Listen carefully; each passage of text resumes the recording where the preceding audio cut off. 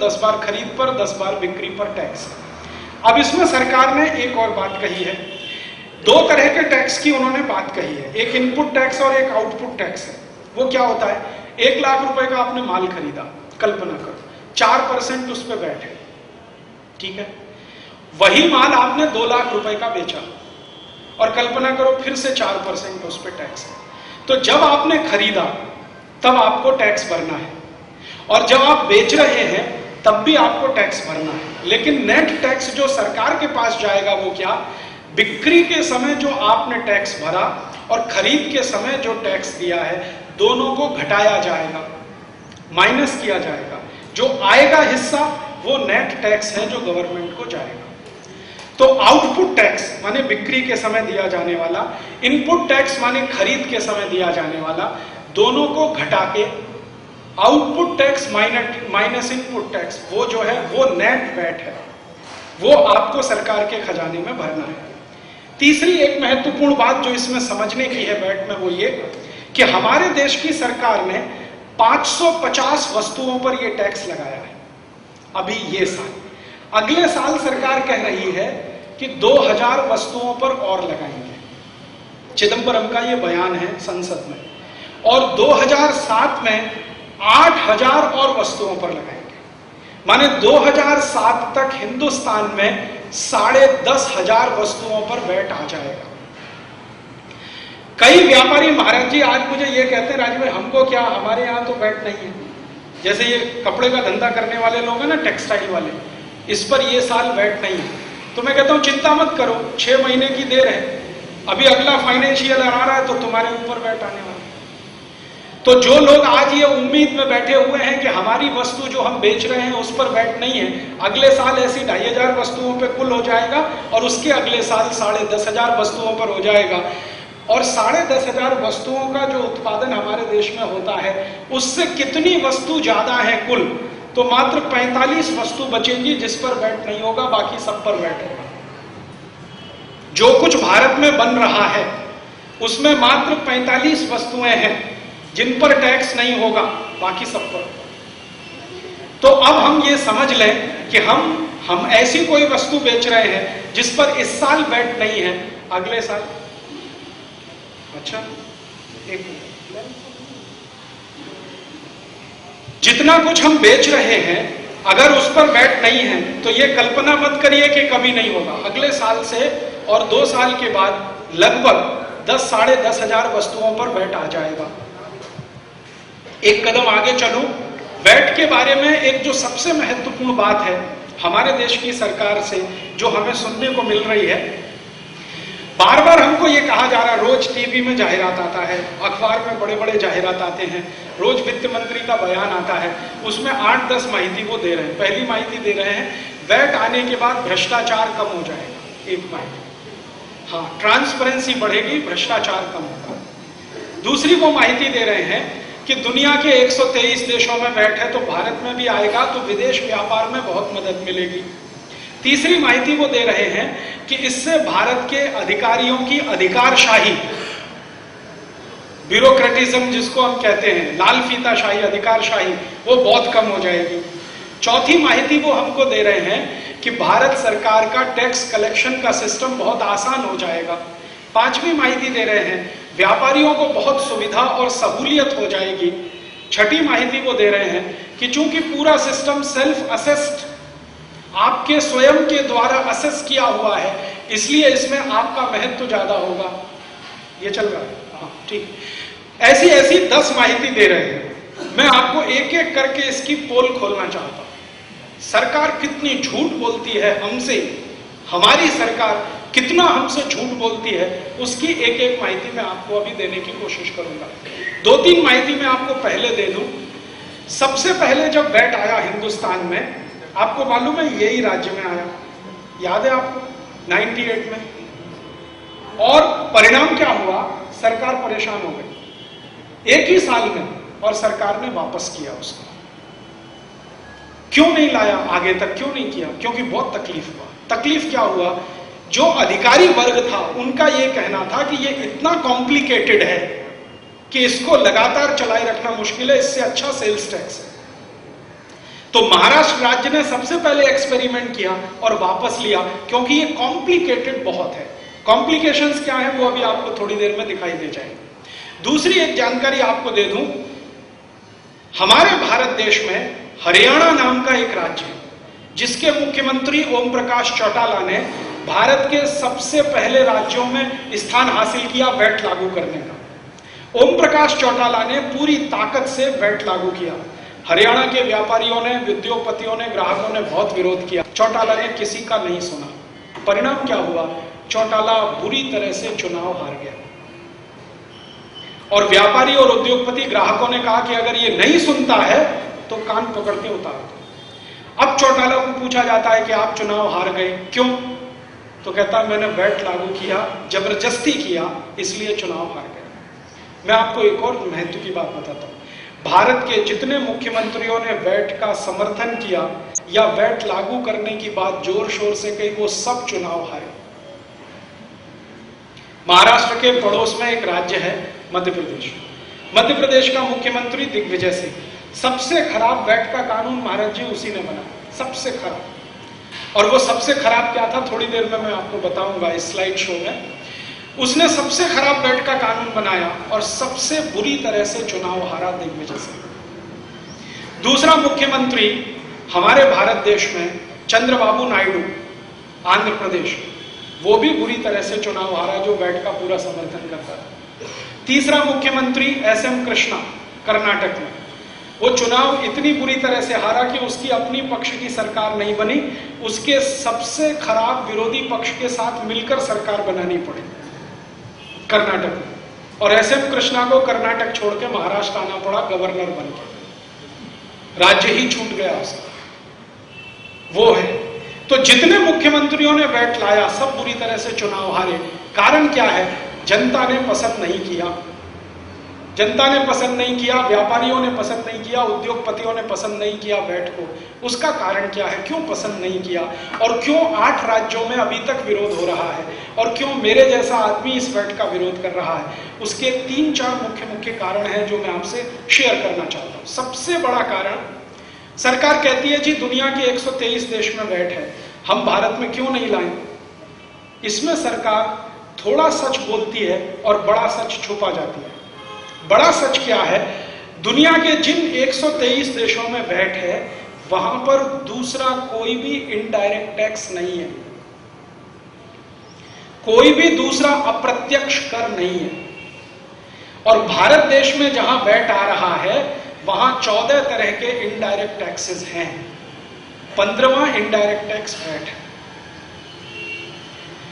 Europe के देशों में सबसे पहले वैट आया जर्मनी में, और लैटिन अमेरिका के देशों में सबसे पहले वैट आया ब्राजील। ब्राजील दुनिया का पहला देश है महाराज जी जो वैट लाया, लेकिन बहुत महत्वपूर्ण है, ब्राजील की सरकार ने सारे दूसरे इनडायरेक्ट टैक्सेस खत्म किए, उसके बाद वैट लाया। और 20 साल महाराज जी ब्राजील की सरकार ने बहस किया वैट पर, संसद के अंदर, संसद के बाहर।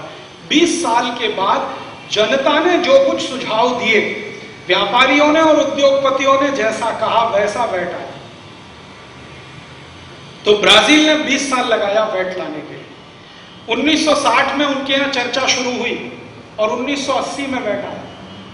20 साल लगा उनको अध्ययन करने के। इसी तरह जर्मनी में 12-13 साल बहस चली जर्मन संसद में, उसके बाद वैट आया।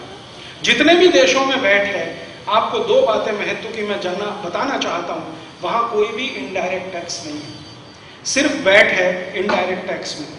और 23 देश तो ऐसे हैं महाराज जी जहां डायरेक्ट टैक्स भी नहीं है, सिर्फ एक ही टैक्स है वैट। जैसे स्विट्जरलैंड एक देश है, वहां सिर्फ एक ही टैक्स है वैट, और वो इनडायरेक्ट टैक्स है। डायरेक्ट टैक्स वहां कुछ भी नहीं है, इनकम टैक्स नहीं है, कॉर्पोरेट टैक्स है। लग्जमबर्ग एक दूसरा देश है जहां वैट है, बाकी दूसरा कोई टैक्स नहीं। पनामा एक तीसरा देश है जहां वैट है, बाकी कोई टैक्स नहीं। ऐसे 23 देश हैं दुनिया में जहां सिर्फ एक ही टैक्स है वैट, बाकी दूसरा कोई टैक्स नहीं है। 84 देश ऐसे हैं जहां पर 2 ही टैक्स हैं, एक वैट और एक इनकम टैक्स, बाकी कोई टैक्स नहीं। अब भारत की बात करें, भारत देश में 14 इनडायरेक्ट टैक्सेस हैं, एक डायरेक्ट टैक्स है और ऊपर से वैट। ये स्थिति हमारे देश में। तो आप कल्पना कर सकते हैं जिन देशों ने सारे इनडायरेक्ट टैक्सेस खत्म किए और वैट लाया वो सफल होने वाले हैं, क्योंकि जनता को मजा आ गया। सारे के सारे इनडायरेक्ट टैक्स चले गए, बहुत मजा आ गया, और डायरेक्ट टैक्स भी चला गया और ज्यादा मजा आ गया। अब जिन देशों में महाराज जी डायरेक्ट टैक्स नहीं है, इनकम टैक्स भी नहीं है और वैट है, उन देशों में वैट का रेट क्या है, वैट की दर क्या है और कितनी वस्तुएं हैं जिन पर वैट है। स्विट्जरलैंड की बात करता हूं। स्विट्जरलैंड दुनिया का सबसे ऐसा अद्भुत देश है जहां वैट सिर्फ 1.5% है, 1.5%, और सभी वस्तुओं पर एक जैसा है, 1.5%। माने 100 रुपए का माल बनाइए, 1 रुपए 50 पैसे टैक्स में दे दीजिए, बात खत्म हो गई। और सिंगल पॉइंट है महाराज जी, एक बार के उत्पादन पर आप 1.5 रुपए भर दीजिए 100 रुपए के माल पर, उसके बाद जिंदगी भर के लिए भूल जाइए। ना आपको बिल रखना है, ना कैश मीमो रखना है, ना वाउचर रखना है, ना परचेज रजिस्टर, ना सेल रजिस्टर, ना कोई डॉक्यूमेंट। आपने घोषित किया मैंने 100 रुपए का माल बनाया, 1.5 रुपए भर दिया, बात खत्म हो गई। अब उस माल को आप पूरे यूरोप के किसी भी देश में बेचने के लिए भेज दीजिए, कभी भी दूसरा टैक्स नहीं लगेगा। यूरोप के देशों ने क्या किया है महाराज जी, एक दूसरे के देश जहां पर वैट है वहां कस्टम ड्यूटी भी हटा दिया, कस्टम भी नहीं लेते, आयात कर भी नहीं लेते। तो इतना सरल कर दिया उन्होंने टैक्स के स्ट्रक्चर को। वहां कोई भी दूसरा टैक्स नहीं है, सिर्फ एक वैट है और वो भी 1.5% है। दूसरे कई देश हैं वहां पर किसी में 3.5%, 4%, 6%, 7.5%, 8%, 9%, इसके आगे जाता नहीं है। कुछ सेलेक्टेड वस्तुएं हैं जिन पर 17% है, सेलेक्टेड, जिनकी संख्या 20-25 से ज्यादा नहीं है। हजारों दूसरी वस्तुओं पर बहुत कम है और बाकी दूसरा कोई टैक्स नहीं है। यह सबसे महत्व की बात है जानने की। हिंदुस्तान में जो सबसे खराब बात हो रही है वैट में वो ये कि दूसरे ढेर सारे टैक्सों के साथ इसको सरकार ला रही है। एक और महत्व की बात है, यूरोप के सभी देशों में वैट जो है ना वो सैन वैट है, स्टेट वैट नहीं। कहीं भी राज्य सरकार नहीं लाई, केंद्र की सरकार लाई। सैन वैट और स्टेट वैट में फर्क क्या होता है? अगर आप सैन वैट भरते हैं तो अपने माल को उस देश के किसी भी राज्य के किसी भी गांव में कभी भी ले जाके बेचिए, कोई प्रॉब्लम नहीं। लेकिन स्टेट वैट होने से प्रॉब्लम ही प्रॉब्लम, सेंट्रल का नहीं है, स्टेट का है, और स्टेट में अलग अलग कानून अगर बना दिए हैं तो तकलीफ ही तकलीफ है। तो इंटर स्टेट बिजनेस बहुत तकलीफ में आता है जब स्टेट वैट होता है, और सैन वैट होता है तो इंटर स्टेट बिजनेस बहुत सरल हो जाता है। तो दुनिया के सभी देशों में जहां वैट है वो सैन वैट है, स्टेट वैट नहीं।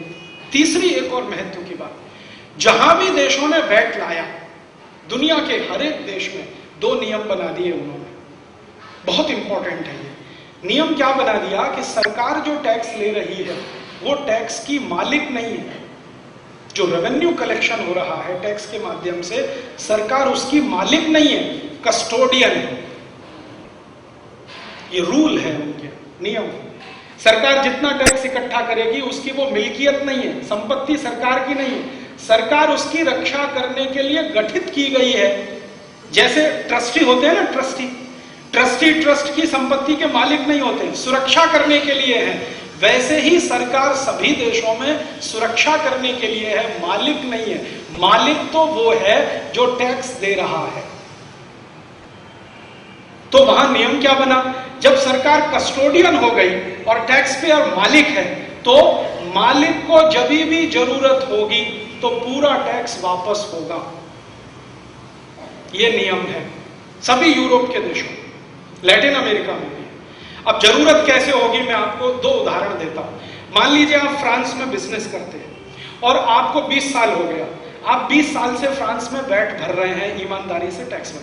21वें साल में एक दिन आपको लगा कि ये फ्रांस अच्छा देश नहीं, इससे ज्यादा अच्छा देश जर्मनी है, और आप अपना सारा बिजनेस जर्मनी शिफ्ट करना चाहते हैं। जिस दिन आप सरकार को कहेंगे कि मैं फ्रांस छोड़ के अब जर्मनी में सेटल होना चाहता हूं और मेरा बिजनेस पूरा मैं जर्मनी ले जाना चाहता हूं, उसी दिन आपका 20 साल का एक एक पाई जो आपने पे किया है वो आपको वापस मिलेगा, उसी दिन।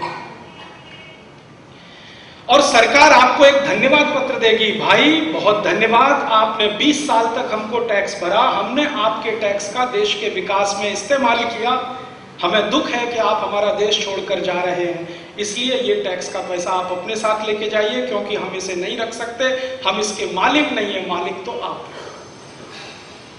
आप फ्रांस छोड़ के जर्मनी जाइए, जर्मनी छोड़ के बेल्जियम चले जाइए, बेल्जियम छोड़ के डेनमार्क चले जाइए, डेनमार्क छोड़ के किसी और तीसरे देश में चले जाइए, टोटल जो वैट आपने पे किया है 20 साल, 25 साल, 30 साल, 40 साल, वो एक दिन में आपको पूरा वापस हो जाएगा।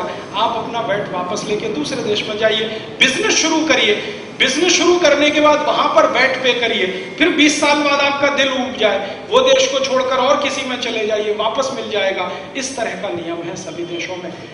और एक नियम है, मान लीजिए आपके धंधे को कोई चोट पाई गई, चोट आ गई कैसे? फ्रांस में आप धंधा करते हैं और भूकंप आ गया, धरतीकंप आया, दुकान आपकी टूट गई, फैक्ट्री डूब गई, भूचाल आया, धरतीकंप हो गया, आग लग गई, कुछ हो गया, फैक्ट्री बंद, दुकान बंद, सब धंधा बंद, वो दिन आपको आपका पूरा टैक्स वापस मिलेगा, ताकि आप नया धंधा शुरू कर सकें। और नया धंधा शुरू करने में 3 साल तक सरकार आपसे टैक्स नहीं लेगी, 3 साल बाद आपसे फिर टैक्स लिया जाएगा। ये 2 नियम हैं। भारत में ऐसा कोई नियम नहीं है और अगले 500 साल बनेगा उसकी कोई कल्पना नहीं। यहां तो क्या है, जितना मिले खींचे जाओ, लेते जाओ, खींचते जाओ, लेते जाओ, अपनी जेब में रखते जाओ, वापस देने का तो प्रश्न ही भारत में नहीं है। तो जहां वैट है वहां के 3 नियम महत्व के हैं। एक तो सिंगल पॉइंट वैट है, दूसरा टैक्स की दर बहुत कम है, और सेन वैट है, सेंट्रल वैट है, और रिफंडेबल है, और टोटल इनडायरेक्ट टैक्सेस खत्म करके लाया हुआ। और एक इंटरेस्टिंग बात, जितने यूरोप के देशों में वैट है, वहां पर वैट लेने वाला जो अधिकारी होता है उसके पास कोई जुडिशियल राइट्स नहीं होते। जुडिशियल राइट्स का मतलब क्या, मैं आपको समझाता हूं। जुडिशियल राइट का मतलब है आपको जेल भेज देने का अधिकार, जुडिशियल राइट है। आपकी संपत्ति जब्त करके बाजार में बेच देने का अधिकार, जुडिशियल राइट है। आपके बीवी बच्चों को जेल भेजने का अधिकार, जुडिशियल राइट है। ये किसी भी अधिकारी को नहीं होता, यूरोप के किसी भी देश में और लैटिन अमेरिका के किसी देश में उनको अधिकार नहीं है, जुडिशियल राइट्स नहीं है। उनको सिर्फ ड्यूटीज हैं, राइट्स नहीं, कर्तव्य है। राइट्स तो टैक्स पेयर को है, कर्तव्य तो टैक्स लेने वाले को है, कलेक्टर को है। और ज्यादातर देशों में जब वैट का कमिश्नर या वैट ऑफिसर किसी व्यापारी को फोन करता है तो 1 या 2 कंडीशन में ही फोन कर सकता है, बाकी तो फोन भी नहीं कर सकता वो।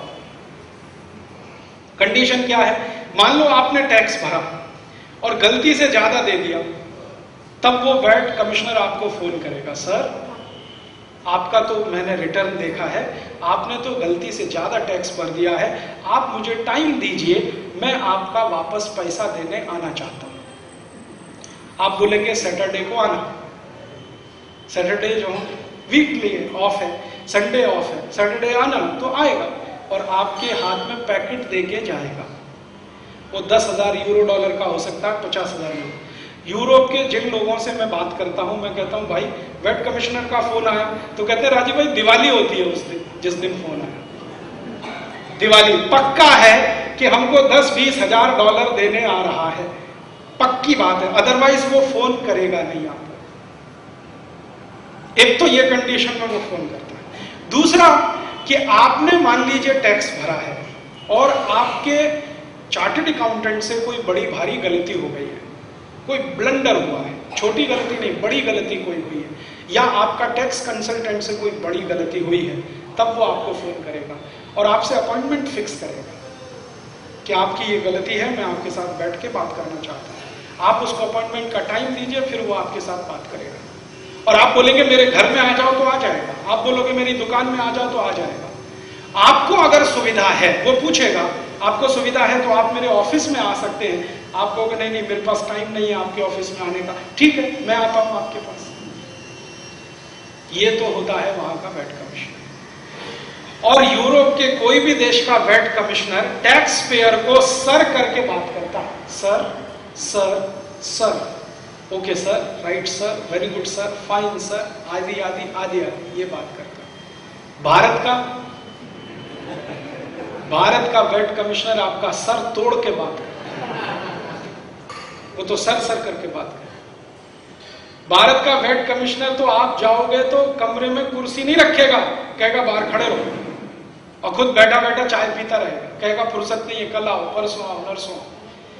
तो टेंडेंसी में बहुत फर्क है। और इससे भी ज्यादा इंटरेस्टिंग बात है जो बहुत महत्व की है, फिर मैं आता हूं मुख्य विषय पर। दुनिया के किसी भी देश के वैट कमिश्नर को पगार नहीं होती है, सैलरी नहीं मिलती है, उसको कमीशन मिलता है। जितना वो टैक्स लेगा उसका कमीशन फिक्स होता है, और हर देश में अलग अलग है। कोई देश में 0.5%, माने आपने जो टोटल टैक्स इकट्ठा किया उसका 0.5% आपका कमीशन, आपने जो टैक्स इकट्ठा किया उसका 1% कमीशन, 1% से कहीं ज्यादा नहीं है और 0.25% से कहीं कम नहीं है। तो 0.25% से लेकर 1% के बीच में कमीशन फिक्स होता है, किसी को सैलरी नहीं है, कमीशन। और एक मजे की बात, किसी भी वैट कमिश्नर को यूरोप के किसी भी देश में सरकार का घर नहीं मिलता रहने के लिए, किराए के घर में रहना पड़ता है। सरकार का टेलीफोन नहीं मिलता, सरकार का मोबाइल फोन नहीं मिलता, सरकार की कार नहीं मिलती, सरकार के फोकट के टिकट नहीं मिलते हवाई जहाज में आने जाने के लिए, बीवी बच्चों को तो कभी कोई सुविधा नहीं मिलती। जो करना है अपने पैसे से करना है, सरकार की तरफ से कोई सुविधा नहीं। आपको जो कमीशन मिल रहा है उसी से आपको अपनी जिंदगी चलानी है, बाकी आगे कोई बात नहीं है। भारत देश में इसका ठीक उल्टा होता है। वैट कमिश्नर को पगार तो है और उसको ढेर सारे पगार के साथ इमोल्यूमेंट्स हैं। हाउस टैक्स अलग मिलता है, हाउस रेंट अलग मिलता है, उसके बीवी बच्चे बीमार हो जाते हैं उसके लिए पैसा अलग मिलता है, फोकट की बिजली जलाने के लिए, फोकट का डीजल पेट्रोल फूकने के लिए अलग से मिलता है, बीवी बच्चों को हर साल घुमाने के लिए हिल स्टेशन पे जाए अलग पैसा मिलता है, और उसके मम्मी पापा भी बीमार पड़ जाए वैट कमिश्नर के तो उनको खर्चा अलग मिलता है। तो भारत का जो वैट कमिश्नर है और यूरोप का वैट कमिश्नर है, जमीन आसमान का अंतर है। हमारे देश की सरकार ने ये सारी माहिती छुपाई लोगों से और बोल दिया कि यूरोप के 123 देशों में वैट है तो भारत में भी आना चाहिए, लेकिन ये नहीं बताया कि उन 123 देशों में किन आधार पर वैट है और हमारे यहाँ किन आधार पर आ रहा है। सबसे खराब बात हमारे देश में जो हुई है वैट में कि ढेर सारे दूसरे टैक्स भरते हुए आपको वैट देना है। अब इसमें एक और महत्व की बात मैं कह दूं, फिर ये स्लाइड में शुरू करूंगा। भारत देश के नागरिक अगर नेट इनकम कर रहे हैं तो उनको टैक्स देना है इनकम टैक्स। बात समझ में आती है? Net income. और अगर आप ग्रॉस इनकम कर रहे हैं तो अब आपको टैक्स देना है वैट। वैट जो है ना, ग्रॉस इनकम पर लगने वाला टैक्स है। ये बात सबसे महत्व की है जिस पर मैं अब आपका ध्यान आकर्षित करना चाहता हूं और महाराज जी से विशेष निवेदन करना चाहता हूं, ये सबको बताएं। आपकी ग्रॉस इनकम अब टैक्सेबल हो गई, नेट इनकम पहले से टैक्सेबल थी, इसका माने आपकी टोटल इनकम टैक्सेबल हो गई। आप अपनी इनकम छुपा नहीं सकते। वैल्यू एडिड टैक्स लाने के पीछे हिंदुस्तान की सरकार की सबसे बड़ी साजिश है वो ये कि भारत के व्यापारी और उद्योगपति वर्ग की सारी इनकम सरकार की आंखों के सामने रहे, आप उसे छुपा नहीं सके। अभी क्या होता था, अभी जब आप सेल्स टैक्स देते थे तो उसमें ग्रॉस इनकम टैक्सेबल नहीं थी, नेट इनकम टैक्सेबल थी, तो उसमें आप थोड़ी बहुत बचत कर सकते थे। बचत करने को सरकार कहती है कर चोरी, और मैं उसको कहता हूं बचत। सरकार उसको कर चोरी कहती है कि आप टैक्स इवेजन कर रहे हैं, और मैं मानता हूं कि आप इस देश की डोमेस्टिक सेविंग्स बढ़ा रहे हैं। अगर आप टैक्स नहीं भर रहे हैं तो आप इस देश की बचत बढ़ा रहे हैं। सरकार कहती है कि कर चोरी कर रहे हैं, मैं कहता हूं कि आप टैक्स सेविंग्स वो करने से इस देश की बचत बढ़ाते हैं। कैसे? हिंदुस्तान के जो लोग टैक्स में पैसे कटौती करते हैं या टैक्स नहीं भरते हैं या टैक्स की चोरी करते हैं, जो भी शब्द इस्तेमाल करें, वही लोग सबसे ज्यादा डोनेशन देते हैं, वही लोग सबसे ज्यादा डोनेशन। महाराज जी, मेरे बहुत दोस्त हैं जो हर साल इनकम टैक्स की चोरी करते के लिए उनके घर में 4 चार्टेड अकाउंटेंट हैं जिनको महीने का 50,000 रुपए का सैलरी देते हैं। इनकम टैक्स नहीं जाना चाहिए। मैं उनको कहता हूं, भाई तुम इतना खर्चा चार्टेड अकाउंटेंट पे करते हो और इतना दान में भी देते हो, रोज का 1 लाख रुपए का दान दे सकते हैं, इनकम टैक्स नहीं देते। रोज का 2 लाख रुपए का दान दे सकते हैं, इनकम टैक्स नहीं देते। मैं जानता हूं, मेरे बहुत अच्छे मित्र हैं जैन समाज में ही हैं जो रोज का 2 लाख रुपए दान देते हैं, 3 लाख रुपए देते हैं, 4 लाख रुपए देते हैं। साल का उनका जो टोटल डोनेशन है ना, वो मैंने दिन में डिवाइड कर दिया, तो रोज का 2 लाख, 3 लाख, 4 लाख, 5 लाख रुपए तक डोनेट करने वाले लोग इनकम टैक्स नहीं भरते। क्यों? मैंने एक दिन उनसे पूछा, उसमें से कई लोग तो मुंबई में हैं। तब उन्होंने मुझे बहुत गंभीर बात किया और उस दिन से मैं उनको सल्यूट करता हूं, मैं उनको प्रणाम करता हूं। सरकार उनको टैक्स चोर कहती है, मैं उनको सल्यूट करता हूं। वो कहते हैं, राजीव भाई, भारतीय संस्कृति में कुपात्रों को दान नहीं देते।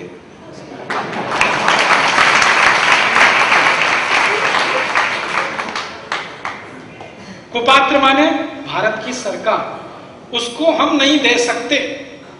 आप दान में मांगो तो घर भी खाली कर देंगे। आपको गौशाला बनानी है, हम देंगे 10 करोड़। आपको तालाब खोदना है, हम देंगे 20 करोड़। आपको गरीब बहनों की शादी करनी है, गरीब बेटियों की, हम देंगे 50 करोड़।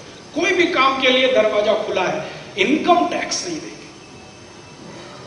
और उसमें से एक तो मेरे ऐसे अजीज मित्र हैं, वो कहते हैं, अगर कुपात्रों को दान दिया तो नरक में जाना पड़ता है, हम नरक में नहीं जाना चाहते। अर्थात बात बिल्कुल सीधी सीधी है कि सरकार के टैक्स के पैसे को चोरी करके वो दान में देते हैं। और इसका अर्थ क्या हुआ? इसका अर्थ ये हुआ कि भारत देश में जो पैसा टैक्स से बचाया जाता है उसी से दान का काम चलता है। इसका अर्थ ये हुआ कि जो पैसा टैक्स से बचता है वही मंदिरों में काम आता है, वही समाज के काम में लगता है। वो जीव दया के काम में लगे, मंदिर के काम में लगे, मठ के काम में लगे, किसी दूसरे सामाजिक काम में लगे, ये वही पैसा है जो टैक्स से आपने बचा लिया। अब सरकार क्या कह रही है कि आपके पास टैक्स से कोई पैसा बचने ना पाए।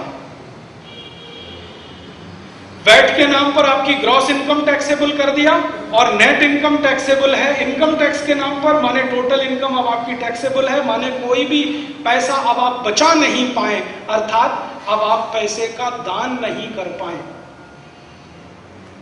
अर्थात पैसे का दान ना हो तो मंदिर और मंदिर से जुड़ी हुई संस्थाएं ना चले। अर्थात मंदिर और मंदिर से जुड़ी संस्थाएं ना चलें तो धर्म का काम बंद हो। अर्थात आप सब ईसाई बनने के लिए तैयार हो जाए। यह है असली मकसद वैट का। और मैं आपको दिखाऊंगा इस स्लाइड में, भारत सरकार ने इतनी बड़ी साजिश किया है जिसकी कल्पना आप नहीं कर सकते। यह वैट का ड्राफ्ट आया, आपको मैं एक जानकारी देता हूं। यह वैट का ड्राफ्ट आया तो सबसे पहले ड्राफ्ट को बनाने वाली जो कमेटी, असीम दास गुप्ता, मैंने उनको एक प्रश्न पूछा था। इस ड्राफ्ट में एक स्लाइड आपको दिखाऊंगा, ये प्रोविजन कैसे आया।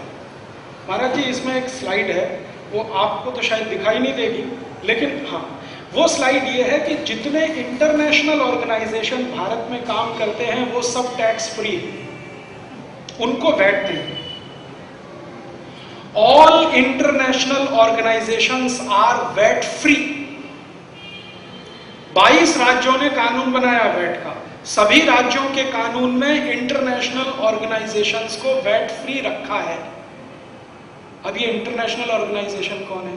जितने भी चर्च ऑर्गेनाइजेशन है, सभी इंटरनेशनल ऑर्गेनाइजेशन, वो सभी वैट फ्री हैं।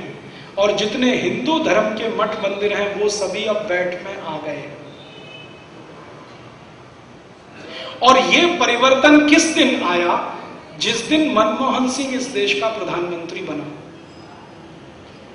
उसी दिन ये प्रोविजन डाला गया। इसके पहले एक ड्राफ्ट बना था, वो बनाया था अटल बिहारी वाजपेयी की एक सरकार चलती थी ना, उसमें एक वित्त मंत्री थे, उनका नाम था जसवंत सिंह, और थोड़े दिन एक वित्त मंत्री रहे यशवंत सिन्हा। उनके समय में जो ड्राफ्ट बनाया गया उसमें ये प्रोविजन नहीं था। आप जरा ध्यान देना, इंटरनेशनल ऑर्गेनाइजेशंस को वैट से अलग रखना, ये मनमोहन सिंह के प्रधानमंत्री बनने के बाद इसमें डाला गया। मनमोहन सिंह इस देश का प्रधानमंत्री नहीं है, सोनिया गांधी इस देश की प्रधानमंत्री है। क्योंकि मनमोहन सिंह इस बात को 2 बार अपने मुंह से कह चुका है कि मैं तो मैडम का प्रधानमंत्री हूं। वो पब्लिक मीटिंग में बोला है, ऐसे नहीं बोला है। एक बार पब्लिक मीटिंग में बोला है और एक बार प्रेस कॉन्फ्रेंस में बोला है। जिस दिन मनमोहन सिंह की पहली प्रेस कॉन्फ्रेंस हुई थी दिल्ली में, उसी दिन उसने कहा था मैं मैडम का प्रधानमंत्री हूं, और मैडम बगल में बैठी है। पत्रकारों ने कहा आप भारत के प्रधानमंत्री हैं। नहीं, मैं मैडम का प्रधानमंत्री। अर्थात जैसे मैडम कहेगी वैसे ही मैं करूंगा। मैडम कौन है? क्रिश्चियन लॉबी की सरमुख्तियार सोनिया गांधी। तो इंटरनेशनल ऑर्गेनाइजेशंस को वैट फ्री बनवा दिया, एक प्रोविजन डलवा दिया। सारे चर्च हिंदुस्तान में, वो कैथोलिक्स हो या प्रोटेस्टेंट हो, सभी इंटरनेशनल ऑर्गेनाइजेशन में गिने जाते हैं। मुंबई में जितने चर्च चलते हैं सभी इंटरनेशनल है। मुंबई तो छोड़ो, गांव के गरीब से गरीब गांव का चर्च इंटरनेशनल है, क्योंकि उसका जो लिंकेजेस है वो यहां नहीं है, वो बाहर है। तो उन्होंने एक प्रोविजन डाल दिया, all international organisations are VAT free, अर्थात सारी क्रिश्चियन संस्थाएं वैट फ्री हैं। ठीक है। अब दूसरा, मुस्लिम ऑर्गेनाइजेशन। बहुत सारे मुस्लिम ऑर्गेनाइजेशन हिंदुस्तान में हैं जो इंटरनेशनल ऑर्गेनाइजेशन, क्योंकि वो जुड़े हुए हैं गल्फ कंट्रीज के साथ। आपको मालूम है बहुत सारी मस्जिद भारत में बनती है जिनके लिए पैसा आता है तो वहां से आता है, अरब देशों से आता है, उनके पैसे से यहाँ की मस्जिद बनती है, उनका एफिलिएशन वहां है।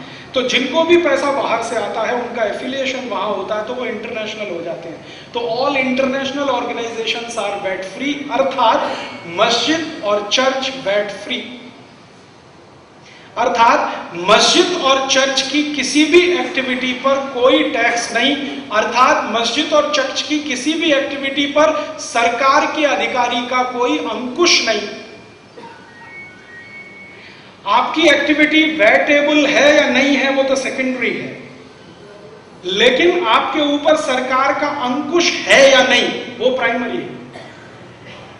आपके जो हिंदू ऑर्गेनाइजेशन है ये इंटरनेशनल नहीं है, क्योंकि ये हो नहीं सकते हैं, क्योंकि इनका एफिलिएशन भारत के बाहर कहीं नहीं हो सकता। इनका सबका एफिलिएशन होगा वो भारत के अंदर होगा। तो भारत के अंदर हिंदू धर्म, हिंदुओं में बौद्ध भी आते हैं, जैन भी आते हैं, और तेरापंथी और दूसरे सभी तरह के मतांतर के लोग आते हैं, सनातनी भी आते हैं, गैर सनातनी भी आते हैं, सब तरह के लोग। उनके जितने संगठन, संप्रदाय, संस्थाएं, वो सभी वैट के अधीन आ गई। एक और इससे भी ज्यादा खतरनाक बात, सरकार ने ये तय कर दिया है कि अभी जो संस्थाएं प्रॉफिटेबल हैं, नॉन प्रॉफिटेबल हैं, दोनों, ये सभी बिजनेस करती हैं। बिजनेस के डेफिनेशन में डाला है उसको। अभी तक आप क्या करते हैं, आप अगर मंदिर चलाते हैं, मठ चलाते हैं तो आप सेवा करते हैं, लेकिन सरकार ने वो सेवा हटा दिया, अब उसको बिजनेस में डाल दिया। बिजनेस में 2 क्लासिफिकेशन किया है, नॉन प्रॉफिटेबल बिजनेस और प्रॉफिटेबल बिजनेस, अर्थात मंदिर, मठ सभी नॉन प्रॉफिटेबल बिजनेस में आते हैं, और नॉन प्रॉफिटेबल बिजनेस भी वैट में आ गया। प्रॉफिटेबल बिजनेस तो आ ही गया है, नॉन प्रॉफिटेबल बिजनेस भी आ गया। अब इतनी बातें ध्यान में रखकर अब आप जरा देखिए ये स्लाइड्स, इसमें मैं आपको भैया ऑन करो जरा, हाँ, ये तो मैं ये हाथ में ले सकता हूं, ये तो बहुत सरल सी बात है, ये परिभाषा है, लेट अस अंडरस्टैंड वैट। जरा नेक्स्ट एंटर मारो। हाँ, वैल्यू एडेड टैक्स, सरकार की डेफिनेशन क्या है? सरकार की डेफिनेशन ये है, ड्राफ्ट में ये डेफिनेशन उन्होंने दिया है, value added tax is multi stage tax levied on value added at different stages of production and distribution of a commodity, ध्यान से पढ़ना इसको, of a commodity or service or any adventure in the nature of service with or without motive of earning profit, with or without motive of earning profit। आप कोई भी service करें, कोई भी काम करें, आप उसमें से प्रॉफिट बनाएं या ना बनाएं, सीधी सीधी बात है। आप मंदिर चलाते हैं, नॉन प्रॉफिट बिजनेस है, लेकिन ये वैट की परिभाषा में है। महाराज जी, आप बैठना चाहेंगे इधर? आप इधर आएंगे देखने के? हाँ, ठीक है। तो जो बिजनेस आप करते थे, बिजनेस की अभी तक हमारे यहाँ डेफिनेशन थी, ऐसा कोई काम जो पैसे कमाने के लिए किया जाए वो बिजनेस है, और ऐसा कोई काम जो बिना पैसे के किया जाए वो सर्विस है। सेवा और व्यापार में फर्क था। अब सरकार ने क्या कर दिया, सेवा को व्यापार बना दिया। सबसे ज्यादा विरोध होने की जरूरत है इसी डेफिनेशन पर, कि तुम्हारी हिम्मत कैसे हुई हिंदुस्तान की नॉन प्रॉफिट ऑर्गेनाइजेशंस, माने मंदिरों के सारे ट्रस्ट, मठों के सारे ट्रस्ट, उसको भी तुमने इसमें डाल दिया। और ये बात जब मैंने महाराज जी कई ऐसे सांसदों को कही जो थोड़े धर्म प्रेमी हैं, जो थोड़े जीव दया प्रेमी हैं, जो कभी कभी आप जैसे संतों के प्रवचन सुनने आते हैं, दिल में कहीं कहीं कोई दीपक जलता रहता है, उन्होंने कहा, राजीव भाई सच में हमको मालूम नहीं ये हो गया, सच में हमको मालूम नहीं ये हो गया। मैंने कहा, आप संसद में गए हैं, हमने आपको संसद में इसलिए भेजा है, आप वहां बैठे बहस करें, चर्चा करें। वो कहते हैं हमको सरकार ने ड्राफ्ट ही नहीं दिया, चर्चा क्या करें। मैंने कहा, तुमने चिल्लाया क्यों नहीं संसद में?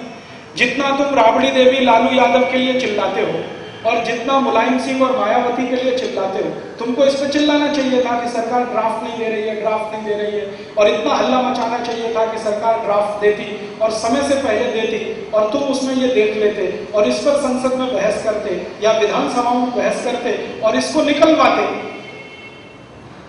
ये बहस नहीं हुआ, निकाला नहीं गया, इसलिए टैक्स में ये आ गया। अब इस डेफिनेशन से आप समझ लीजिए, कोई भी मंदिर, कोई भी मठ, कोई भी संस्था जो लूले लंगड़े व्यक्तियों के लिए काम करे, जीव दया के लिए काम करे, कुछ भी करे, वो सभी वैट में आ गए। वैट में आने का मतलब ये है, अधिकारी वर्ग का शिकंजा अब आपके ऊपर आ गया। अब कोई भी अधिकारी कभी भी आ सकता है, आपके ट्रस्ट के सारे अकाउंट चेक कर सकता है, और आपने अगर अकाउंट में कुछ खर्चा दिखाया हुआ है कि हमने तो इतना पैसा खर्च किया कबूतरों को दाना डालने के लिए, तो आपके ऊपर क्वेश्चन कर सकता है। अब आपको उसका जवाब देना पड़ेगा। और वैट के नियमों में सबसे खतरनाक है महाराज जी, हर बार ऑफिसर को कन्विंस आपको करना पड़ेगा। You have to convince him. वो कोई भी क्वेश्चन करे, you have to convince him. और उसको कन्विंस होने में क्या क्या लगता है वो आप सब जानते हैं। किसी भी टैक्स कमिश्नर को कन्विंस होने में क्या क्या लगता है वो आप तो मुझसे बेहतर जानते हैं। मैं तो कुछ धंधा व्यापार नहीं करता हूँ।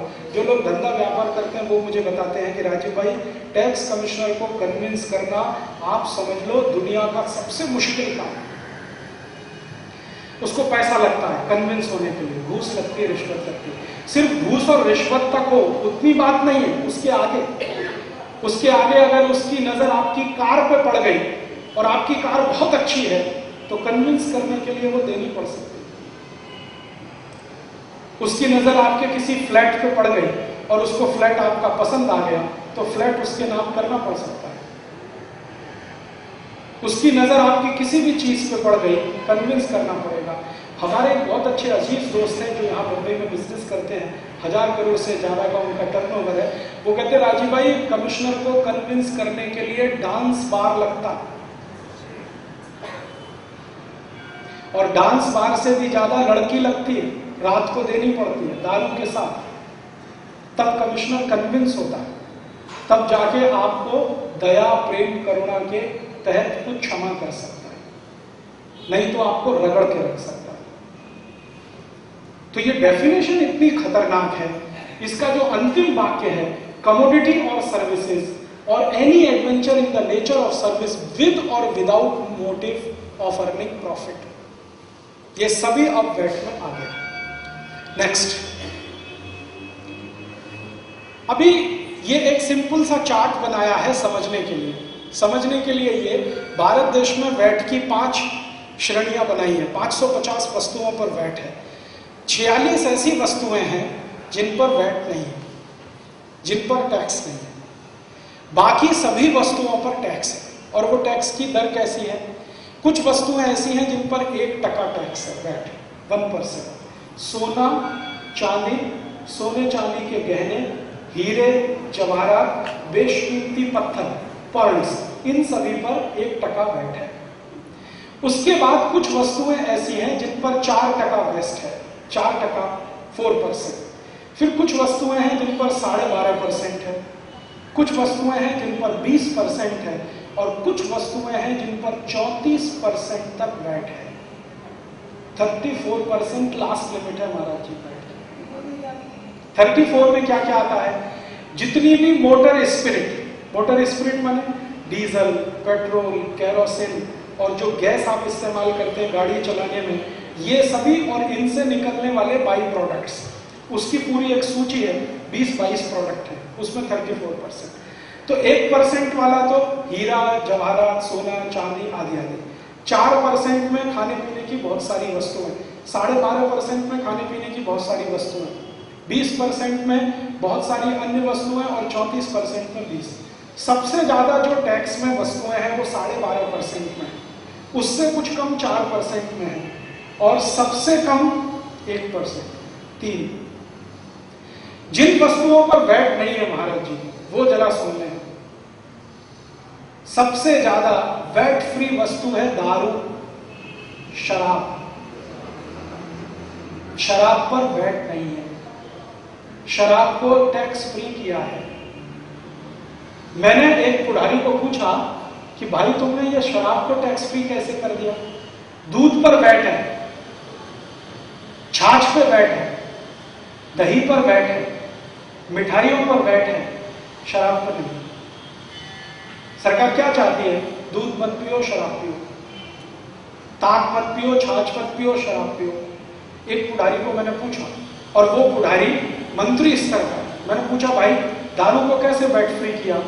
तो उसने कहा आपको माहिती नहीं है, भारत के जितने भी सांसद हैं सबके पास दारू के कारखाने, जितने भी आमदार हैं, आमदार माने एमएलए और खासदार माने एमपी, ज्यादातर एमपीज और एमएलए दारू के धंधे में हैं, डायरेक्ट और इनडायरेक्ट। अगर नाम सुनना चाहें, विजय माल्या, जानते हैं आप, राजवा से खासदार है, दारू का सबसे बड़ा उत्पादक है, किंगफिशर, और उसकी पूरी पार्टी है जनता पार्टी, जो दारू के पैसे से चलती है। और ये वही जनता पार्टी है महाराज जी जो मोरारजी देसाई के जमाने में बनी थी, जिन्होंने दारूबंदी कराई थी। आपको मालूम है मोरारजी भाई का? मोरारजी भाई के समय में एक पार्टी बनी थी, जयप्रकाश नारायण ने बनाई थी, जनता पार्टी। वो जनता पार्टी के प्रधानमंत्री के रूप में मोरारजी देसाई आए थे, और उनकी ताकत से उन्होंने गुजरात में दारूबंदी कराई थी। थोड़े दिन अगर वो रह जाते तो भारत में दारूबंदी करने वाले थे, लेकिन उसके पहले उनको गिरा दिया। तो जो जनता पार्टी बनी दारू का विरोध करने के लिए, आज उस जनता पार्टी का प्रेसिडेंट दारू का सबसे बड़ा धंधेबाज है, विजय माल्या। उसकी पूरा पक्ष दारू से चलता। तो उन्होंने कहा जब विजय माल्या जैसे खासदार है तो दारू पे वैट कैसे आ सकता है? इसलिए वैट फ्री शराब जो है ना, वैट फ्री। उसके बाद दूसरी वस्तु जिस पर वैट नहीं है वो है लॉटरी। सब लॉटरी वैट फ्री, लॉटरी पे कोई वैट नहीं। माने सट्टेबाजी करो और दारू पियो, दोनों टैक्स, माने दोनों में ही मरो और डूबो, इसके लिए वैट फ्री। ऐसी कई कई वस्तुएं हैं जो वैट फ्री। और महाराज जी नमक पर वैट है, हाँ नमक पर वैट है, और दारू वैट फ्री है, लॉटरी वैट फ्री है, नमक जो सबसे ज्यादा इस्तेमाल होता है, मीठू जो सबसे ज्यादा इस्तेमाल होता है, उस पर वैट है। और मुझे बहुत दुख होता है इस बात को कहते हुए, अभी थोड़े दिन पहले भारत में ड्रामा हुआ था, वो आपने देखा होगा। सोनिया गांधी ने महात्मा गांधी के मीठू सत्याग्रह का पिछड़ा मनाया, देखा? सोनिया गांधी दांडी मार्च में गई थी, साबरमती आश्रम गुजरात से शुरू होके और दांडी समुद्र तट तक। उसके साथ राहुल गांधी गया, प्रधानमंत्री गया, पूरा कांग्रेसी लोग गए। क्या करना? महात्मा गांधी को याद करना है। क्यों? उन्होंने मीट सत्याग्रह किया था और मीट का टैक्स हटाया था। वो महात्मा गांधी का मीट सत्याग्रह का याद करने के लिए फिर से एक यात्रा निकाली और उसमें मीट पर टैक्स लगा दिया। मुझे बहुत दुख है ये कहते हुए, गांधी जी के शरीर का हत्या नाथूराम गोडसे ने किया था, गांधी जी के विचार का हत्या तो ये गांधीवादी लोग कर रहे हैं। सरकार मीट को वैट लगा और मीट पे ही वैट नहीं लगा दिया भारत की कई राज्य सरकारों ने गांधी जी के चरखे पे वैट लगा, गांधी चरखे पर वैट, गांधी जी की टोपी पे वैट, और गांधी जी की फोटो रखते ये सब होता। 2 अक्टूबर को उसके सामने अगरबत्ती जलाई जाती है, धूपबत्ती जलाई जाती है, जिंदाबाद बोला जाता है और गांधी जी के हर काम में वैट टैक्स लगा। जो कभी अंग्रेज सरकार नहीं कर पाई वो भारत सरकार ने कर दिया। अंग्रेज सरकार ने एक बार हिम्मत किया था मीट पे टैक्स लगाने का, गांधी जी ने उसको परास्त किया। अंग्रेज सरकार ने खादी पे वैट लगाने का कोशिश किया, गांधी जी ने परास्त किया। लेकिन गांधीवादी सरकार जो इस देश में चल रही है वो खादी पे भी वैट लगा दिया, चरखे पे भी लगा दिया, टोपी पे भी लगा दिया, मीट पे भी लगा दिया। ये सब वस्तुओं पर 4% वैट है। जिन पे होना चाहिए टैक्स वहां नहीं है, जिन पे नहीं होना चाहिए उन पर वैट है।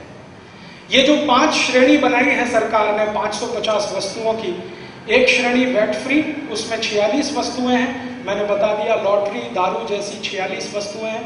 उनमें से एक वस्तु है शक्कर। वो कह रहे हैं अगले साल इन पे हम लगाएंगे। ये जो 46 वस्तुएं इस साल टैक्स फ्री हैं, अगले साल इन पे लाएंगे, तो मैंने अगले साल इनको भी वैट आने वाला है।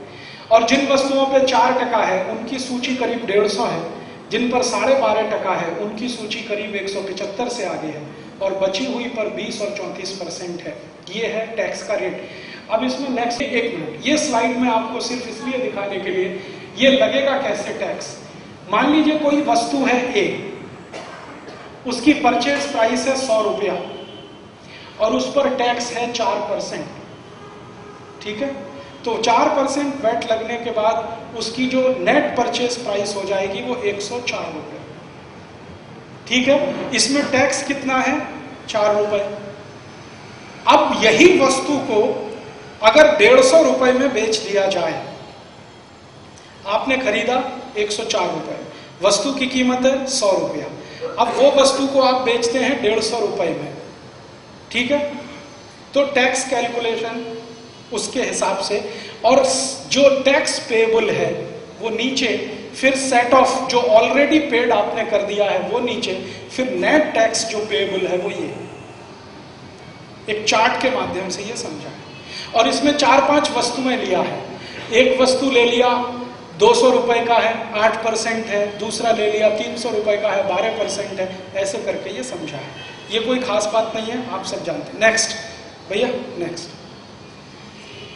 अच्छा, अब इसको एक दूसरे तरह से समझाओ। आपकी मान लीजिए परचेज ऑफ द मंथ मोटी 1 लाख रुपए, 1 महीने में आपने 1 लाख रुपए का खरीदी किया, उसी महीने में आपने जो टैक्स पे किया परचेज पर 4% अगर मान लीजिए दर है तो 4000 रुपए, ठीक है। फिर अगर आपने सेल किया उसी का 1.5 लाख रुपए, तो फिर 1.5 लाख रुपए पर टैक्स, और जो 1.5 लाख पर आपने टैक्स दिया और 1 लाख पर शुरू में दिया, अब उसको घटाया जाएगा, तो जो निकलेगा वो नेट वैट आपको पे करना है। नेक्स्ट, अब जो वैट आया है उससे परिवर्तन क्या क्या किया इन्होंने। बहुत सारे जो टैक्स कानून हटाने की जरूरत थी वो नहीं हटा, और जो फालतू के थे उनको हटा दिया। मेजर चेंजेस, अभी हमारे यहां क्या था, सेल्स टैक्स था ना, तो वो 1 पॉइंट टैक्स था। अभी वैट लाके मल्टीपल पॉइंट टैक्स कर दिया। सबसे बड़ा चीज, कोई टैक्स आप एक बार दे दें वो सरल है, या बार बार भरेंगे वो सरल। एक बार भरेंगे तो सरकार कितना बड़ा झूठ बोल रही है कि वैट आने के बाद सरलता बढ़ेगी। सरलता नहीं, कठिनता बढ़ेगी। फिर उसके बाद reduce number of rate slabs leading to reduce number of classification disputes, ये सरकार कहती है, ये मैं नहीं मानता, सरकार के ड्राफ्ट में कैसे कहा गया। Full set off as against set off with retention ranging from 4.5% to 5.5%, shift from audit assessment to self assessment. इसका इतना बड़ा झूठ है ये सेंटेंस। सरकार कह रही है कि सेल्फ असेसमेंट का पूरा है, तो आपने अधिकारियों को क्यों बिठा दिया हमारे ऊपर? अगर सेल्फ असेसमेंट ही है, हमने जो कह दिया वो आप मान लो, फिर अधिकारी क्यों उसको क्रॉस चेक करें, क्यों उसको वेरीफाई करें, क्यों क्रॉस वेरीफाई करें? इसका माने ये है कि झूठ बोल के आपको फंसाना। यूरोप में जहां भी सेल्फ असेसमेंट में है वैट, वहां अधिकारी कुछ नहीं पूछ सकता आपसे। आपने डिक्लेयर किया इतना टैक्स बनता है, बात खत्म हो गई। उसके बाद कोई आपसे कॉमा फुल स्टॉप में बात नहीं करेगा। इवन ये गल्फ कंट्रीज है ना, छोटे छोटे, संयुक्त अरब अमीरात, कुवैत, बहरीन, ओमान, इन देशों में भी व्यापारी जो कह दिया बात खत्म हो गई। कोई अधिकारी आपसे नहीं आके पूछेगा आपने सही कहा या झूठ कहा। माना वहां ये जाता है कि व्यापारी जो कह रहा है वो सच ही है, क्योंकि वो देश का नागरिक है। हमारे यहाँ इसका ठीक उल्टा है। हमारे यहाँ ये माना जाता है कि व्यापारी सब झूठ है, चोर है, बेईमान है, डकैत है, इसलिए अधिकारी को उसके ऊपर बिठा दिया जो ईमानदार है, कर्तव्यनिष्ठ है, सत्यनिष्ठ है, जो महाहरामखोर है। ये जो अधिकारी वर्ग को सरकार ईमानदार कर्तव्यनिष्ठ बताती है, वो अधिकारी वर्ग की असलियत अभी आपने देखी होगी। थोड़े दिन पहले हमने टीवी चैनल पर एक सीरियल देखा, घूस महल उसका नाम है, घूस महल, और वो दिखाया आज तक टीवी चैनल। उसमें एक बात उन्होंने बताई कि दिल्ली का सेल्स टैक्स कमिश्नर डिपार्टमेंट में कैसे घूस ली जाती है और दी जाती है, वो मैंने देखा। दिल्ली का सेल्स टैक्स डिपार्टमेंट, महाराज जी, जिसका नाम अभी वैट डिपार्टमेंट हो गया है, उसका ऑफिस जहां पर है उसके ठीक ऊपर विजिलेंस कमिश्नर का ऑफिस है। विजिलेंस कमिश्नर का काम है घूसखोरों को पकड़ना, भ्रष्टाचारियों को पकड़ना। उसके नीचे सेल्स टैक्स कमिश्नर का ऑफिस है जहां भयंकर घूसखोरी चलती है। और मैंने मेरी आंखों से देखा 83 अधिकारी, 83 ऑफिसर्स को हाथ से पैसा लेते हुए, रिश्वत लेते हुए, घूस लेते हुए और अपने खीसे में रखते हुए। लिया खीसे में रखा, लिया खीसे में रखा। और उसने बहुत इंटरेस्टिंग तरीके से दिखाया। सवेरे वो अधिकारी आते हैं 9 बजे ऑफिस में, सबका खीसा खाली होता है, कुछ नहीं होता खीसे, हाँ पॉकेट भी नहीं होता, खाली खीसा होता है। और थोड़ा कुछ 2-5 रुपया हो तो काउंटर पे रख देते हैं, जाते हुए ले लेते हैं। अंदर ऑफिस में घुसते हैं तो खीसा खाली होता है सब। फिर दिन भर घूसखोरी करते हैं, रिश्वत लेते हैं, घूस लेते हैं, पैसा बनाते हैं। और इस चीज के लिए घूस लेते हैं। आप सी फॉर्म मांगने गए, 500 रुपए घूस दो तभी सी फॉर्म मिलेगा, 1000 रुपए दे दो तभी मिलेगा, 2000 रुपए दे दो तभी मिलेगा। फॉर्म तो फोकट में मिलना चाहिए, लेकिन आपसे पैसा लेके देगा। और उसमें फिर बंटवारा ऊपर से नीचे। आपकी कोई फाइल है, इस मेज पर है, यहाँ से आगे लेके जानी है 5000 रुपए, आगे से और आगे ले जानी है 10,000 रुपए, वहां से कमिश्नर के पास जानी है 30,000 रुपए, सभी रेट फिक्स है। वो 83 अधिकारी दिन भर घूसखोरी करते हैं। शाम को वो इकट्ठे होते हैं 5 बजे और सारा खीसे का पैसा निकाल के काउंट करते हैं कितना इकट्ठा हुआ। फिर उसको कमिश्नर से लेकर और नीचे कारकुन तक डिस्ट्रीब्यूट किया जाता है। भारत में सबसे ईमानदारी से अगर कुछ होता है तो भ्रष्टाचार होता है। पूरी ईमानदारी से। ईमानदारी क्या है? जिसने जितना घूस लिया अपना निकाल के रखा, फिर उसको काउंट किया, फिर अधिकारी के हिसाब से रिडिस्ट्रीब्यूट हुआ। ये हमने हमारी आंखों से देखा है। और ये भारत की राजधानी के सेल्स टैक्स कमिश्नर के ऑफिस में हो सकता है, तो छोटे छोटे गांव में क्या होता होगा सोचो।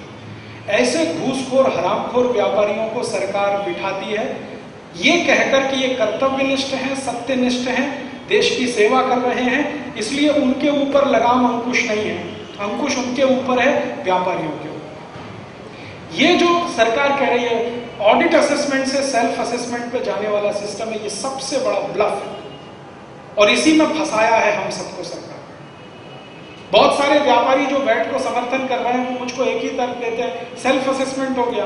मैंने कहा तुम्हारी की क्या अधिकार आया जरा ये बताओ। सेल्फ असेसमेंट किए हुए को भी वैट कमिश्नर रिजेक्ट कर सकता है, अपने नए तरीके से उसकी जांच करा सकता है। तुम्हारे सेल्फ असेसमेंट का मतलब क्या?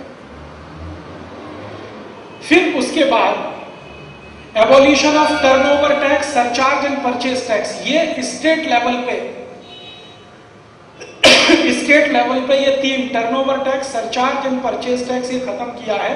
और महाराष्ट्र में merger of work contract tax act, right to use act with VAT के साथ मर्ज कर दिया है। इतना हुआ। जो मेजर है, मैंने आपसे कहा सीएसटी खत्म नहीं हुआ, सर्विस टैक्स खत्म नहीं किया, प्रोफेशनल टैक्स खत्म नहीं किया, रोड टैक्स खत्म नहीं किया, टोल टैक्स खत्म नहीं किया, ऑक्ट्रॉय तक खत्म नहीं किया। जो करना चाहिए वो नहीं किया, फालतू कम किया। नेक्स्ट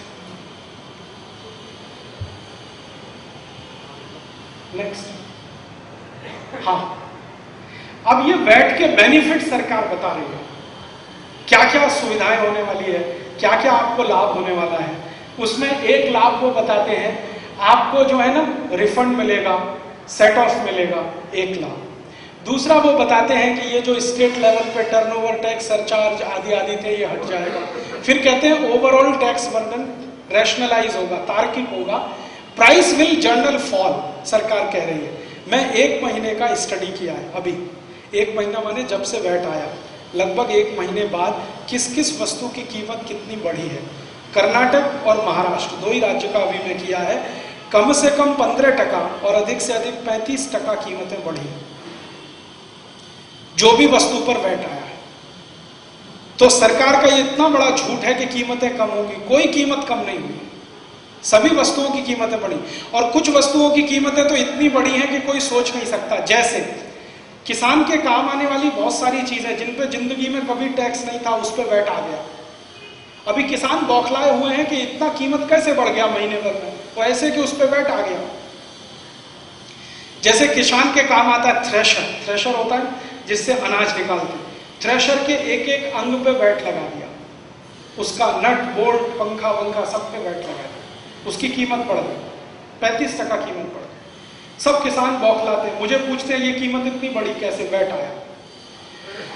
जिंदगी में किसान की छोटी छोटी चीजें, फावड़ा होता है ना, फावड़ा, उस पे वैट लगा दिया, खुरपी उस पे वैट लगा दिया, कुदाली उस पे वैट लगा दिया। तो जो जिंदगी में किसान कभी किसी वस्तु पे टैक्स नहीं भरा, वो भी वैट में डाल दिया। तो कीमतें बढ़ गई हैं, कम नहीं हो रही। और ये झूठ सरकार लगातार बोल रही है। और ये तो सबसे बड़ा झूठ है। ट्रांसपेरेंसी विल इंक्रीज, अभी मैं बताऊंगा आपको। और there will be higher revenue growth, माने सरकार को टैक्स कलेक्शन मिलेगा, यही सबसे बड़ा सच है। सरकार को जास्ती से जास्ती टैक्स मिलेगा, सरकार की आमदनी बढ़ेगी, यही सच है। बाकी ये सब झूठ। अभी दिखाता हूं कैसे झूठ है। Next, structure of VAT in India. कैसा स्ट्रक्चर है? अभी हमारे यहां जो वैट आ रहा है वो सैन वैट नहीं आ रहा, ध्यान रखना इस बात का। मैंने आपको थोड़ी देर पहले कहा दुनिया के सब देशों में सैन वैट है। चाइना में सैन वैट है, श्रीलंका में सैन वैट है, मलेशिया में सैन वैट है, इंडोनेशिया में सैन वैट है, फिलीपींस में सैन वैट है, ब्राजील में सैन वैट है, मैक्सिको में सैन वैट है, जर्मनी में सैन वैट है, सब जगह सैन वैट है। भारत में सैन वैट नहीं है, स्टेट वैट है। हमारा जो स्ट्रक्चर है वो स्टेट वैट है। और इस स्ट्रक्चर में मैंने आपसे कहा 14 और टैक्सेस हैं, प्लस कस्टम ड्यूटी है, प्लस इनकम टैक्स है डायरेक्ट टैक्स में, और उसका ऑब्लिक कॉर्पोरेट टैक्स है। इतने सबके साथ वैट है, ये मैं आपको पहले बता चुका हूं। और सरकार, नेक्स्ट, हाँ, ये मैं आपको बता दिया है, इसलिए अब इसमें ज्यादा ध्यान देने की जरूरत नहीं। मैंने बताया एक शेड्यूल ए है जिसमें टैक्स फ्री बिट्स हैं सबके साथ, शेड्यूल बी है जिसमें 1% टैक्स वाले हैं, शेड्यूल सी है 4% टैक्स है, शेड्यूल डी है 20% है, ये शेड्यूल ई है जिसमें 34% तक वैट है, मोटर स्पिरिट्स जो मैंने आपसे थोड़ी देर पहले कहा। एक शेड्यूल एफ है जिसमें अदर गुड्स हैं जो इनमें से किसी में नहीं है। और अगले साल से एक नया शेड्यूल आने वाला है जिसमें 2000 और वस्तुएं हैं, फिर एक नया शेड्यूल आएगा 8000 और वस्तुएं हैं, टोटल 10,500 वस्तुओं पर वैट होगा 2007 में। ये सरकार का अनाउंसमेंट है। नेक्स्ट रेट है जो मैं आपको पहले ही बता दिया, 1% है, 4% है, 12.5% है, उसके बाद 20%, 34%। CST still applicable. सरकार ने एक वायदा किया, मैं भरोसा नहीं करता क्योंकि 1960 में वायदा किया था CST हटाएंगे। अभी एक वायदा किया है कि हम CST आधा करेंगे, फिर उसके अगले साल आधा करके फिर पूरा खत्म करेंगे। भरोसा नहीं, क्योंकि शराबी आदमी जो होता है ना, उसका भरोसा नहीं होता। नेक्स्ट भैया, अब देखिए ये तो बहुत खतरनाक है भैया। इसके एक पहले वाला छूट गया। भाजी बेच सबसे नीचे जो था ना, है ना, ठीक, सब भाजी बेचने वाले का धंधा 5 लाख से कम है, पानी पूरी बेचने वाले का धंधा 5 लाख से कम है, पान पट्टी चलाने वाले का धंधा 5 लाख से कम है, चाय बेचने वाले का धंधा 5 लाख से कम है। माने इन सबको रजिस्ट्रेशन करना पड़ेगा। जो बाई आती है ना आपके यहाँ भाजी बेचने, अभी उसको रजिस्ट्रेशन करना है। वो बाई क्या समझती है, क्या होता है रजिस्ट्रेशन, क्या होता है वैट? वो तो बेचारी पालक बेचने आती है, बेच के चली जाती है, 10-20 रुपए अपना कमा लेती है। लेकिन सरकार इतनी हरामखोर है, उससे भी कह रही है रजिस्ट्रेशन कराओ। क्यों कराना है? इसलिए कि अगले समय में उन पे भी वैट लगाना है। कारण क्या है? इसमें बहुत ही खतरनाक प्रोविजन है महाराज जी। प्रोविजन ये है कि सरकार जिस दिन चाहे उसका अधिकारी वैट कमिश्नर टैक्स की रेट को उलट पलट कर सकता है, जिस दिन चाहे, एक सिंगल नोटिफिकेशन से। उसको कानून बनाने की नई दरकार नहीं है, जरूरत नहीं है, असेंबली में जाने की जरूरत नहीं है, संसद से पास कराने की जरूरत नहीं है। जिस दिन उसको मन में आया वो एक नया नोटिफिकेशन लाएगा और वो नोटिफिकेशन ये कहेगा कि अभी 1 लाख रुपए से ऊपर के सब लोगों को वैट पे करना है। अभी 5 लाख किया, अगले साल लाख कर देगा। फिर कहेगा जी 10,000 से ऊपर का धंधा करने वालों को सबको वैट पे करना है, फिर 1,000 रुपए तक भी आ जाएंगे। माने सरकार तो बिल्कुल नंगी भूखी है, जहां से भी मिले खींचना है, चूसना है हर हालत में आपसे। इसलिए रजिस्ट्रेशन कंपलसरी कर रहे हैं। अब ये रजिस्ट्रेशन नहीं किया तो फिर क्या? तो आपने कानून का उल्लंघन किया ऐसा माना जाएगा, और उस पर दंड कितना, उसके प्रोविजन क्या है? तो अगर रजिस्ट्रेशन नहीं किया है तो आपको कम से कम 2,000 रुपए दंड। कोई राज्य में 2,000 है, कोई राज्य में 1,000 है। 1,000 से कम कहीं नहीं है, 2,000 से ज्यादा कहीं नहीं है।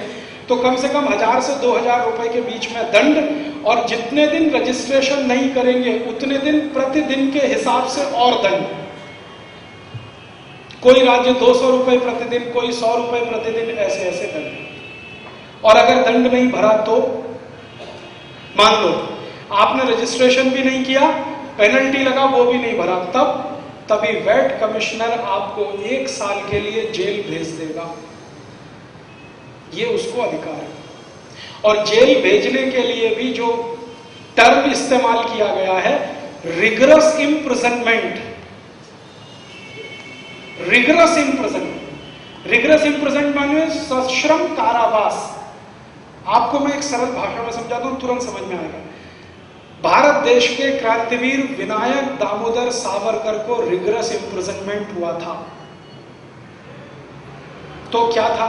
उनको जेल के अंदर चक्की चलानी पड़ती थी। जेल के अंदर वो जो बैल वाला कोलू होता है ना, उसमें बैल को निकाल के उनको लगाया जाता था और कोलू चलाना पड़ता था। ये तो रिगरस इम्प्रिजनमेंट होता है। अगर आपने रजिस्ट्रेशन नहीं किया है तो रिगरस इम्प्रिजनमेंट 1 साल के लिए। इतना बड़ा क्राइम। और मान लो 1 साल का रिगरस इम्प्रिजनमेंट होने वाला है, आपको माहिती है, कल्पना करो, और आप भाग गए, एब्सकॉन्डेड हो गए, तो आपकी पत्नी को जेल, पत्नी आपकी, उसको इम्प्रिजनमेंट कर सकता है 1 साल के लिए। दुनिया के किसी कानून में नहीं है ये। भारत में भी सबसे खराब कानून है ना, IPC 302, मर्डर। आपने अगर किसी का मर्डर किया है, IPC 302 का केस बनता है। उस केस में भी जिसने मर्डर किया है उसी को जेल होती है, उसकी पत्नी को कोई छू भी नहीं सकता। लेकिन इसमें अगर रजिस्ट्रेशन नहीं कराया, जेल चलो 1 साल की। और ये बात जब मैंने कई सारे मंत्रियों के सामने लाई तो एक ही जवाब दिया, हमने पढ़ा नहीं इसको। कानून बन गया, पढ़ा नहीं अभी इसको, और कहते हैं हम इसका संशोधन करेंगे बाद में। पहले से अगर तुमने पढ़ा नहीं तो कानून क्यों लगाया? इतनी जल्दी क्या थी? अमेरिका WTO साइन करने के बाद भी वैट नहीं लाया, तो तुमको क्या गरज पड़ी है वैट लाने की? तुम झगड़ा कर सकते हो WTO में कि अमेरिका लाएगा तब हम लाएंगे, नहीं लाता हम भी नहीं लाएंगे। हमारे यहां तो मुद्दई सुस्त गवाह चुस्त, ऐसी स्थिति। माने रजिस्ट्रेशन नहीं करना इतना बड़ा क्राइम कर दिया है कि आपको 1 साल की जेल हो जाए। तो बेचारे ये छोटे छोटे खोमचे चलाने वाले, पानी पूरी बेचने वाले, चाय की टपरी चलाने वाले, पान पट्टी का धंधा करने वाले, इनका क्या होने वाला है? कोई आएगा ऑफिसर, कहेगा रजिस्ट्रेशन दिखाओ, कहेगा क्या रजिस्ट्रेशन? अच्छा चलो जेल 1 साल की। वो कहेगा साहब 1 साल की जेल, अच्छा 10,000 रुपए लो, 20,000 रुपए लो, 50,000। You have to convince him, लाओ 20,000 रुपए, 50,000 रुपए, 1 लाख रुपए। तो इससे क्या होगा? ट्रांसपेरेंसी बढ़ रही है। हाँ बढ़ रही है। कैसे? पहले वो चुपचाप लेता था, अब सीधे डकैती डालेगा, इसकी ट्रांसपेरेंसी बढ़ रही है। पहले जो चोर थे ना वो सब अब डकैत हो जाएंगे, सीधे गुंडागर्दी करके आपकी जेब से निकालेंगे। और ये जो छोटे छोटे बेचारे धंधे करने वाले हैं, ये इतने गरीब भोले भाले मासूम होते हैं, कोई भी इनको हड़का लेता है। पुलिस वाले तो आप देखते हैं ना कैसे हफ्ता वसूली करते हैं। अब पुलिस वालों के साथ ये वैट ऑफिसर हफ्ता वसूली पे लग जाएंगे। सड़क के किनारे कोई भी कुछ धंधा कर रहा है, वो आएगा, रजिस्ट्रेशन दिखाओ, रजिस्ट्रेशन नहीं है, लाओ पैसे, नहीं तो जेल चलो, नहीं तो तुम्हारा सामान जब्ती करता हूं। ये सब हरामखोरी अब शुरू होगी इस देश में। 6 महीने के बाद, नवंबर दिसंबर से ये सब आपको अपनी आंखों के सामने दिखाई देगा। मुंबई रजिस्ट्रेशन कंपलसरी होना बहुत ही खतरनाक प्रोविजन है, उसमें डाल दिया। और इससे भी ज्यादा एक खतरनाक प्रोविजन नेक्स्ट, वो आगे आएगा, मैं अभी बता देता हूं। वो प्रोविजन क्या है कि आप अगर 5 लाख रुपए से कम का धंधा करते हैं तो आपको टैक्स तो नहीं देना, लेकिन आपको रिटर्न फाइल करना कंपलसरी, वैट रिटर्न फाइल करना कंपलसरी। इनकम टैक्स में होता है ना, आप अगर इनकम टैक्स पे नहीं करते हैं तो भी रिटर्न फाइल करना कंपलसरी है। ऐसे ही वैट रिटर्न फाइल करना कंपलसरी है।